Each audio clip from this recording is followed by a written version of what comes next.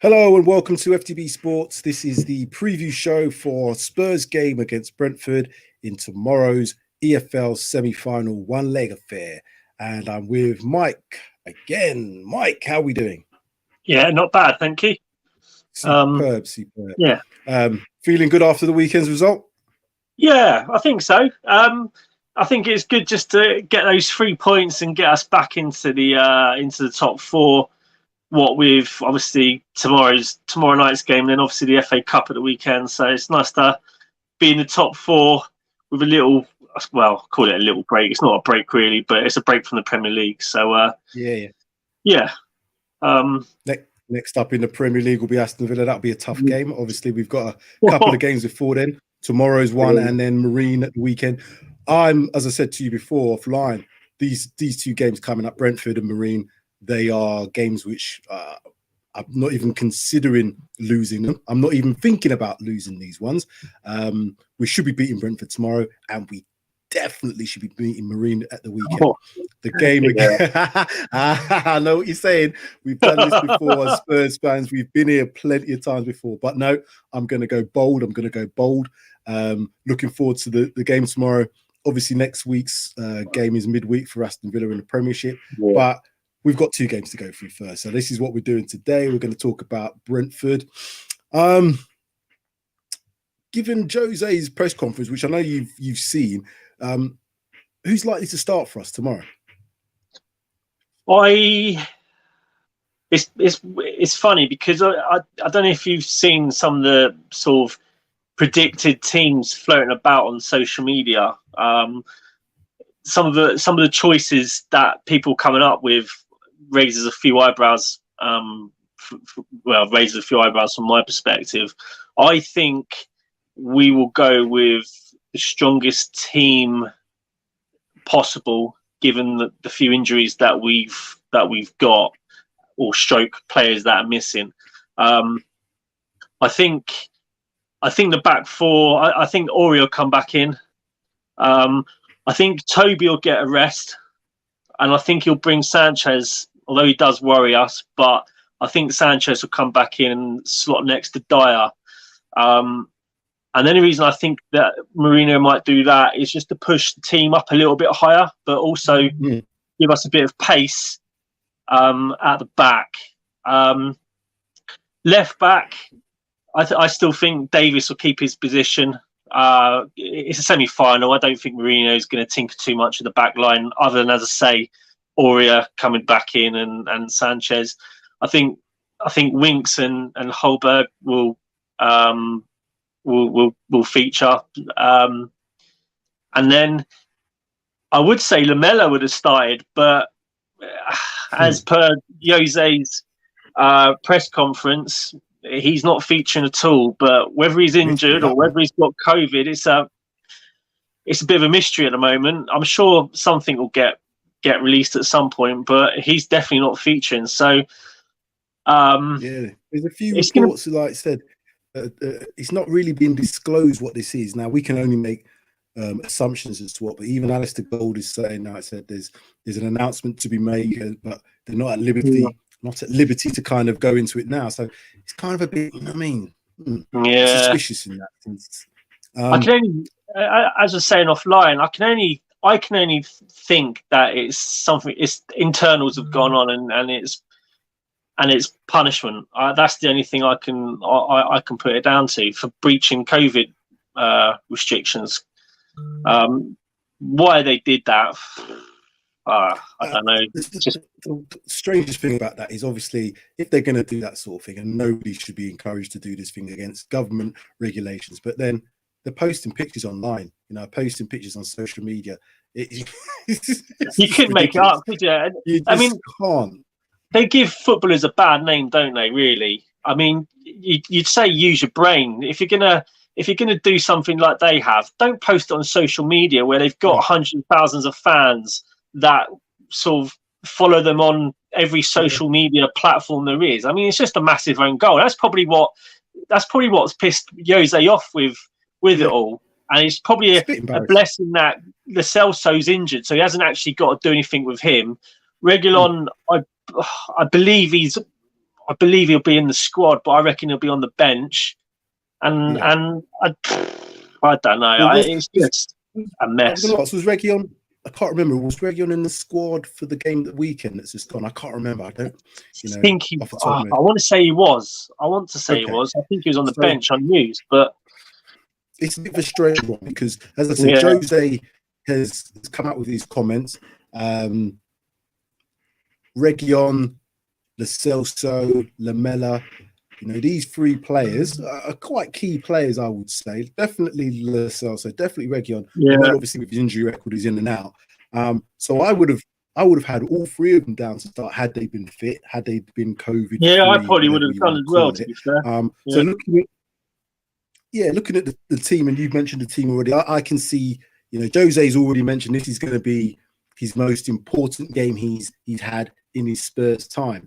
So that tells me everything about what his approach is going to be, regardless of whether it's a championship team or not.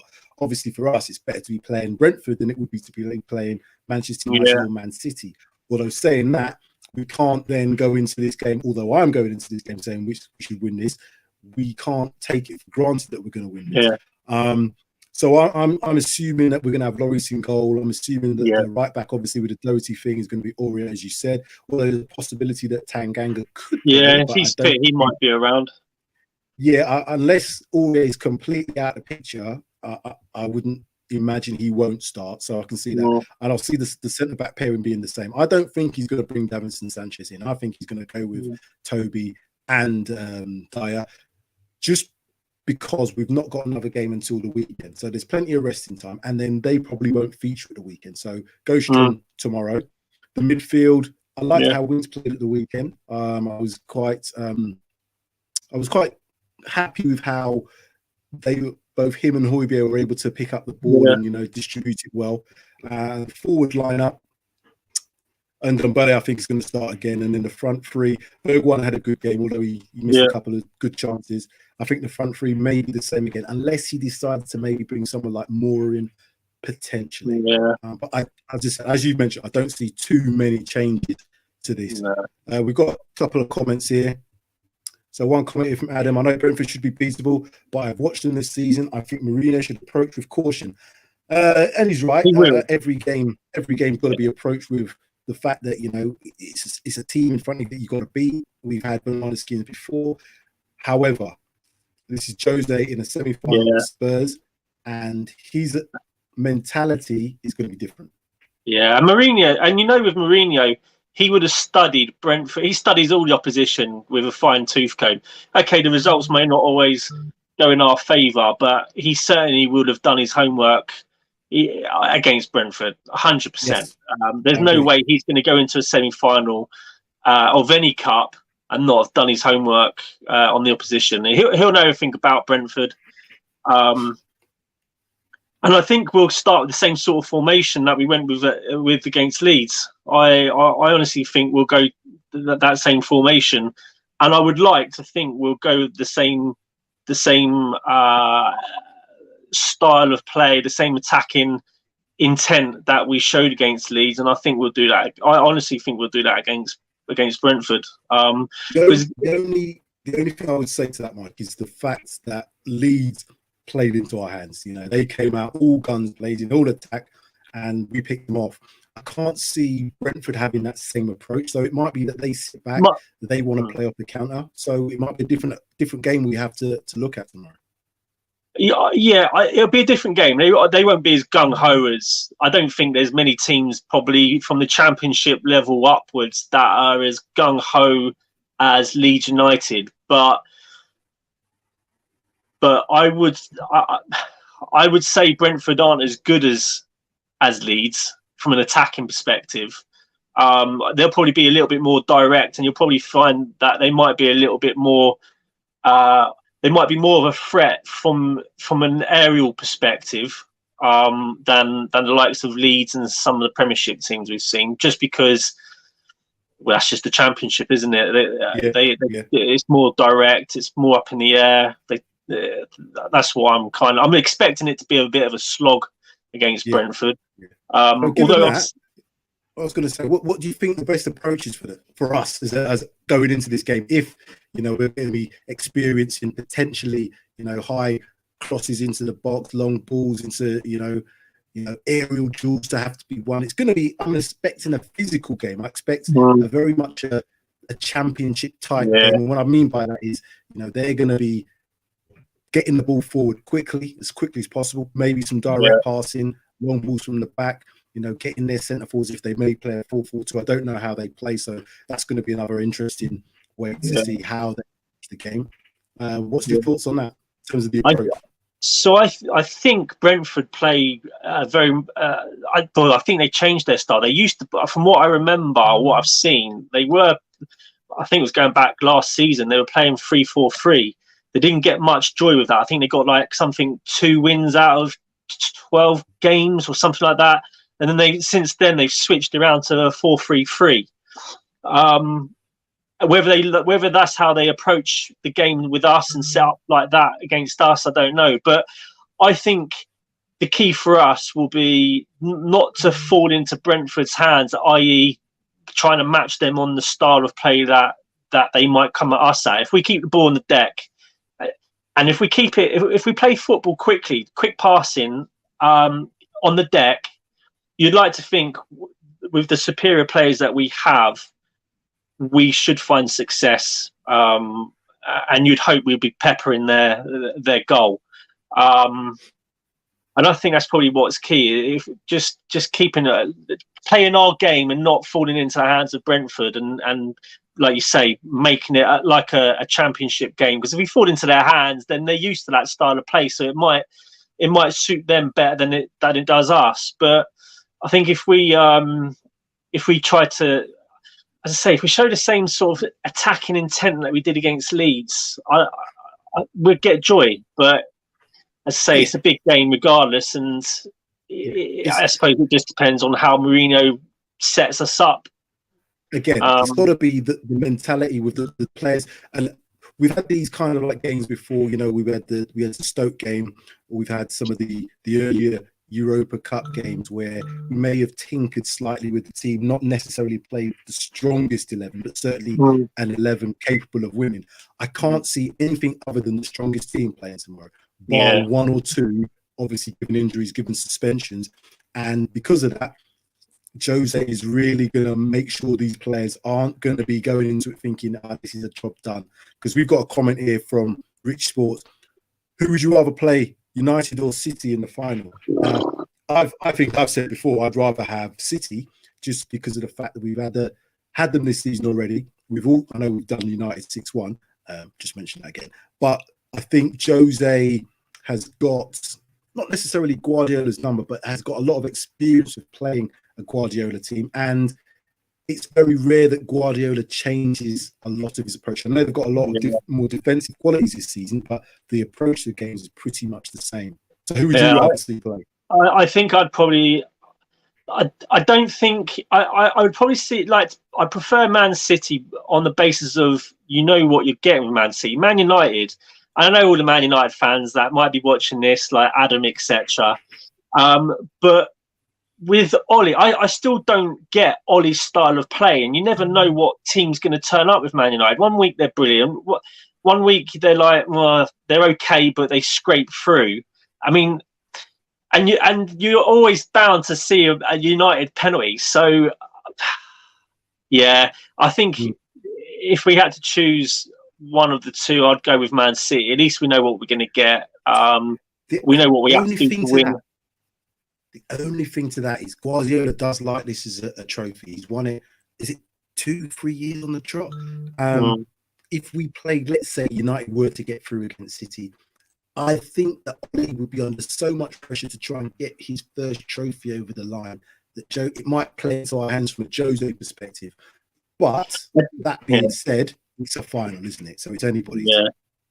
And I think this is the thing. This is where I go back with Ollie. I mean, I don't particularly rate Ollie as a manager. I don't think, from a tactical perspective, he's that great. But as I say, with United, you just don't know what team's going to turn up. I mean, from a defensive perspective, I'd say Man City's backline's probably, I'd say it's probably better than Man United's on paper. I know Man United are in good form, etc., but yeah, I think regardless of whoever we play, it's 2 wins to get the trophy, so it's going to be tough either way. So we're already talking like we're through to the final, and that could be a dangerous thing. But I'm still going with this. You know, I expect us to win tomorrow. I'm not even thinking that it's going to be anything other than a Spurs victory, and for that reason, I'm looking forward to seeing who we can play in the final, because that game, the semi-final, is going to be a very interesting game. But obviously, we have to get through ours first. So that being said, prediction time. What's your predictions for this game, other than just to win? Let's see what sort of score you've got in mind, and then I'll tell you mine. I'm not wanting to sound overly confident or big-headed, but I'm going with this scoreline purely on the basis that I think these boys are going to be desperate and eager to get into the final, and I'm hoping they ain't going to piss about and they're just going to be like absolute clinical. I'm going to go 3-1. Okay. I'm going to go 3-1. I'm just going to read this last comment out if I can. So Crollo has said City's back line is miles better than United. They're on a roll now. United will be very nervous in the final. Looking have a look at Leipzig. That's what I'm saying about Ollie. In the final, he might be a little bit nervous. He might have a different approach. He obviously wants to get himself a trophy. That's so important for United. So going back to United on that, I don't know now. People are throwing these comments at me. Charles Williams saying, "Evening, gents. Evening, Charles." I think I honestly think, with regards to Ollie, I just think he's tactically naive in the big games, and I think if we played United, I wouldn't be surprised if Ollie changed something within how they're preparing against us, which doesn't suit their style of play, and it just goes to pot. And then all of a sudden, they've had this 10 or 11 game win streak, whatever it might be, and then if they lost the final, it'll be Ollie's out. He's not good enough. He's never going to win a trophy, etc. That's what the United fans are like. They're so contradictory of themselves. It's painful at times, but yeah, we're looking ahead, and again, we've looked at quite a lot. We're saying who we want in the final. Obviously, the game tomorrow, we've got to win. You're saying 3-1. I'm getting bolder than that. I'm getting bold. I'm getting a 3-0. I'm getting 3-0. I don't think they'll score against us. I think defensively, we're sound anyway. I think it's the second or third best defensive record in the league. I've seen enough to suggest that, Dyer and Alderweireld now are forming a really good partnership, very good understanding. Lloris, in recent games, hasn't had a lot to do in terms of having to make world-class saves. I know we've had a few losses recently, but it's not like he's been peppered and he's having to make saves and putting out worldies. So, again, we're in good form from a defensive perspective. If we can just cut down on silly mistakes, silly mistakes. Yeah, and that's all it is. Because I saw in our stats that we haven't conceded a goal in open play in, it was either 4 or 5 games. Something like I think the goals have come from set pieces or something along those lines. So this is where I mentioned about not allowing Brentford to play that style of football against us, whereby if they get a free kick, you know what they're going to do. They're just going to pile everyone in the box, and if they score, it'll end up probably being a scrappy goal that's conceded if we do. But this is where we've got to dictate the game and play our own way, and just set the tone. And as I say, I think, or I would like to think, quality will get us through. A couple more comments coming through. Crollo again. In the final, it's not about Ollie. I think it all depends on whether Bruno really wants it. If he plays like he is at the moment, they will win. If he doesn't turn up, United lose. Bruno, you know what? With me, Bruno is their main man, and everything seems to revolve and go through him in terms of their performances and winning games. I think Jose will have a plan for that. If it's United, have a plan for that. So if he can nullify, and that's what I'm thinking. If he can nullify Bruno, that kind of stops a lot of their threat. Obviously, with their front lineup, they are dangerous. But again, we're looking to United as being a slightly weaker link than City, which means if they get through against City on Wednesday, that kind of puts us in a position. Well, how do we approach that as a final? As I said, I don't really mind who we play, because I just think that Jose will have something in mind for that. He likes finals. That's what his job is. He wins finals, and this is our chance now. So one more comment here from Charles. He's talking to Colo. What a United City final? Well, obviously we can't have a United City final, but that is like the final for them, because, like I said, whoever wins that is going to really think that they've got a great chance of winning the cup. Yeah, and that's what the one thing they don't want to do. They don't want to underestimate Tottenham, because 9 times out of 10, if you underestimate us, we'll get what we want, which is normally the win, or at least point. If it's in the league, it's points. But you can't underestimate Jose and Spurs. If you do, you'll get found out. It's a big chance now to see what the mentality of these players is like. Tomorrow's game has to be standard victory. I'm not looking at anything other than a standard victory, and then the approach in the final is however Jose sees the way to win it. Whatever team he puts out, he's going to be a team that he knows will win it. The tactics, strategy, the rest of it.